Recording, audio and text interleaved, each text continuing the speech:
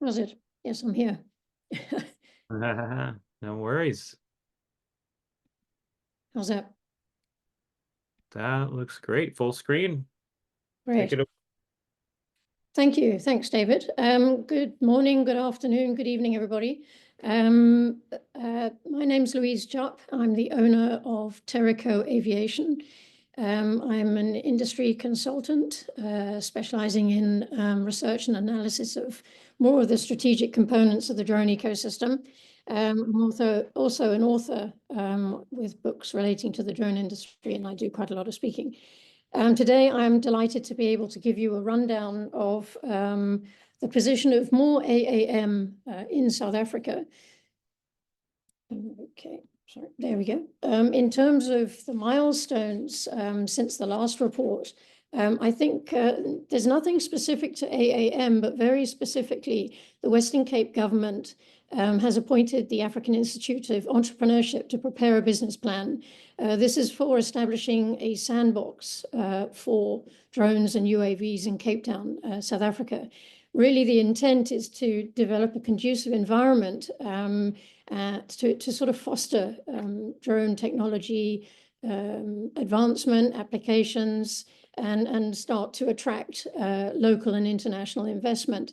The importance of this from an AAM perspective is that it could provide an opportunity for testing and developing the AAM ecosystem in due time.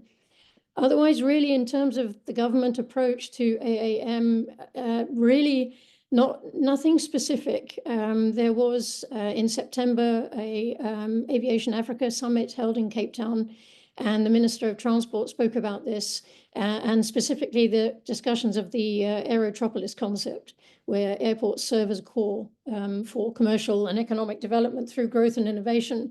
And AAM would have almost certainly have come up in that. I didn't have an agenda, I'm afraid.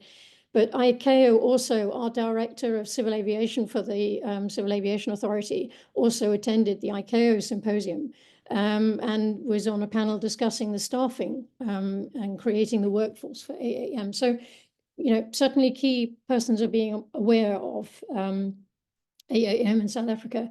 I think in terms of public sentiments, really our focus here is on more UAS and integrating those into airspace and applications. At the moment, UAS applications tend to be focusing on security, agriculture, mining, and surveying.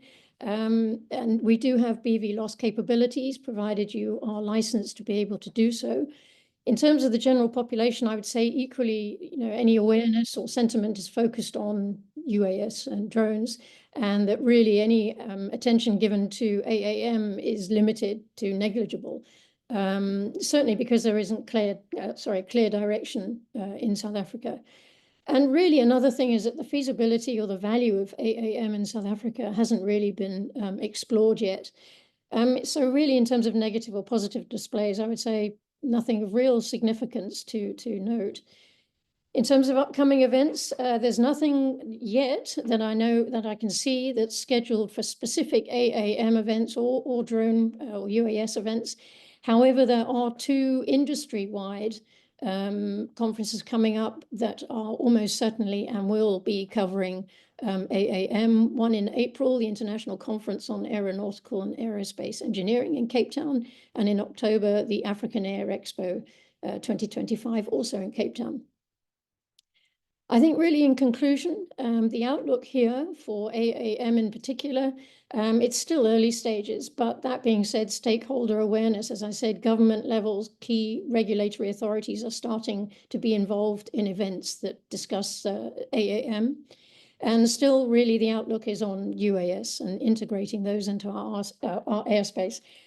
The opportunities for AAM is really at the moment, the Western Cape government's regulatory sandbox initiative is really looking as an opportunity or a catalyst for testing AAM and certainly starting to attract investment and perhaps building foundations for broader discussions, certainly with time.